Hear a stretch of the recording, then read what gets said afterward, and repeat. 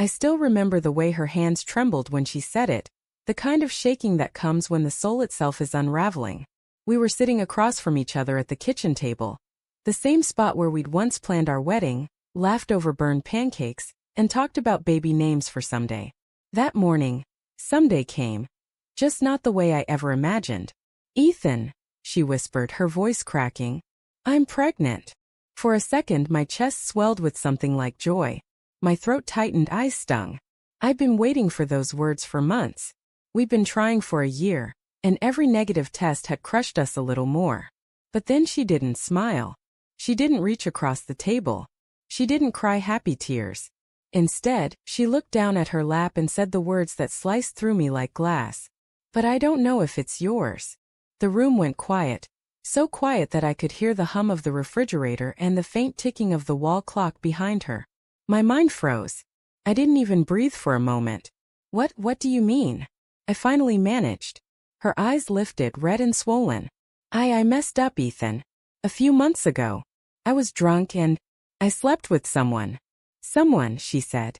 Like it was just a mistake. A misplaced pen or a forgotten appointment. "Who?" My voice came out sharp, cold. I didn't recognize it. She swallowed. "A coworker. From the marketing team. His name's Ryan." Ryan. I'd met him once at a company dinner, tall, charming, the kind of guy who always finds a way to make you feel smaller in your own skin. I remembered how she laughed at his jokes that night. How her hand brushed his arm. I'd brushed it off then. I trusted her. Now every memory of that night twisted like a knife in my gut. The next few seconds felt like an eternity.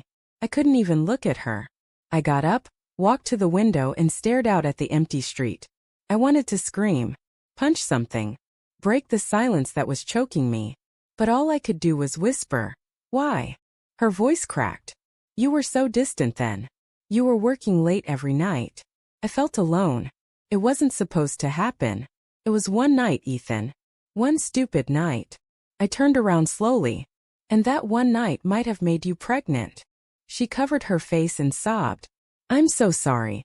I don't even know how to live with myself." I wanted to comfort her, because that's what 7 years of loving someone does to you. But the betrayal sat like a burning coal in my chest. Instead, I sat back down and asked, "When did you find out?" 2 days ago, she said. "I wanted to tell you right away, but I was terrified." I nodded slowly, trying to keep my composure. "Terrified of losing me?" She looked up. "Terrified of seeing that look in your eyes." For days I couldn't sleep. Every sound in the house felt amplified. The creak of the floorboards, the hum of the heater, her muffled crying from the bedroom. I slept on the couch. I'd scroll through our old photos at night. Our honeymoon in Santorini, her in that yellow dress at the beach, the anniversary dinners. I'd zoom in on her smile, trying to figure out when it stopped being real. Friends always said we were the perfect couple. I used to believe that too. But perfection hides things like cracks beneath fresh paint. A week later, she handed me a folded piece of paper. "I booked a paternity test. We can do it as soon as possible." Her hands were shaking again. I stared at the paper. My voice came out flat. "And if it's not mine?" Her lip trembled. "Then, I'll do whatever you want. Leave, move out, whatever it takes. But I just need you to know, this baby wasn't planned, and I swear to God, I regret that night more than anything." I wanted to believe her. I really did. But belief is fragile when it's been shattered once. The next 2 weeks were torture. Waiting for the test, pretending to function, showing up to work like I wasn't falling apart inside. Every time I looked at her, I saw both the woman I loved and the stranger who'd broken me. She tried to act normal. Making dinner, asking about my day, sending small texts like "I miss you." But her voice always carried guilt. One night, I came home to find her sitting on the living room floor surrounded by baby magazines. She looked up and smiled weakly. I just needed to feel hopeful, even for a little while. I didn't have the heart to tell her that all I felt was fear. When the test results finally came in, I couldn't open the email. She stood beside me, hands clasped, breathing uneven. "Do you want me to?" she started. "No," I said quietly. "I'll do it." I clicked the link. My heart pounded so hard I could hear it. The words blurred for a second before they came into focus. Probability of paternity. 99.8%. It was mine. I exhaled sharply and leaned back, my chest heaving. Relief and pain hit at the same time, like being pulled underwater and thrown into the sun in one breath. She gasped, covering her mouth. "It's yours." I nodded. She burst into tears, rushing forward to hug me, but I stepped back. Her face crumbled. "Ethan, it's my child," I said quietly. "But that doesn't erase what you did. We tried to make it work after that. Couples therapy, honest talks, late-night tears. She promised to rebuild my trust one day at a time. And for a while I wanted to believe her. I needed to. When she held my hand during the first ultrasound, I felt a flicker of something, hope maybe, or denial. But healing isn't linear. Some nights I'd wake up and stare at her sleeping beside me, wondering if she dreamed about him. The counselor said, "Forgiveness is a choice you have to keep making, even when it hurts." But how do you forgive someone who turned your love story into a scar? It was the baby shower that broke me. Her co-workers came over, including him, Ryan. He walked in smiling, carrying a gift bag. My jaw clenched. He avoided my eyes, but I could feel the tension thick in the room. Halfway through the evening, I caught him and Claire standing too close in the kitchen, whispering. Something inside me snapped. I walked in. "Enjoying the party?" Ryan froze. Claire turned pale.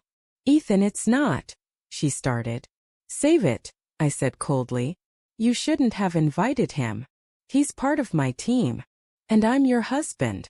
The guests turned their heads as I walked out. I heard her footsteps behind me calling my name. Outside, under the porch light, she grabbed my arm. "Please don't make a scene." I turned to her, my voice low and shaking. "You already made one the night you betrayed me." She flinched, tears filling her eyes. "I thought I could move past it," I said. "I really did.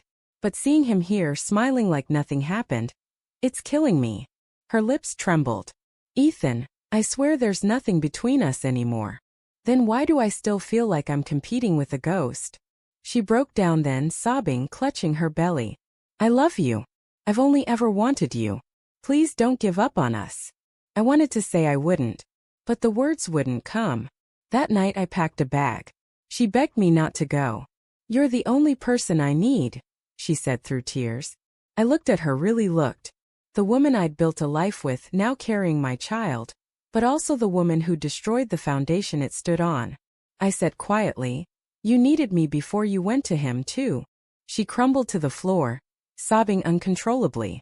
I stood there, hands shaking, heart torn in two. Finally I said, "I'll be there for the baby. Always. But I can't stay here, not like this." Her voice broke. "Ethan, please don't do this." "I didn't do this," I whispered. "You did." Then I walked out. It's been 6 months since that night. I rent a small apartment downtown now. The walls are bare, the bed half empty, but at least I can breathe.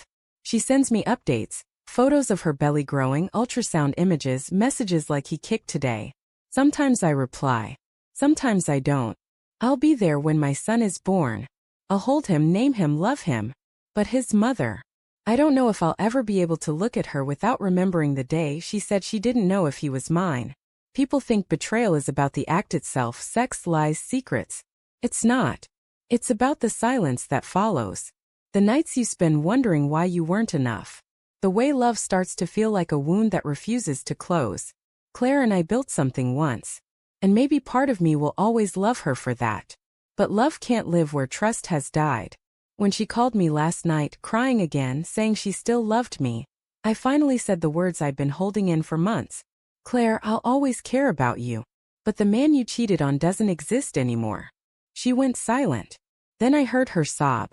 And as I hung up, for the first time in a long while, I didn't cry. Because sometimes walking away isn't the end of love. It's the beginning of healing.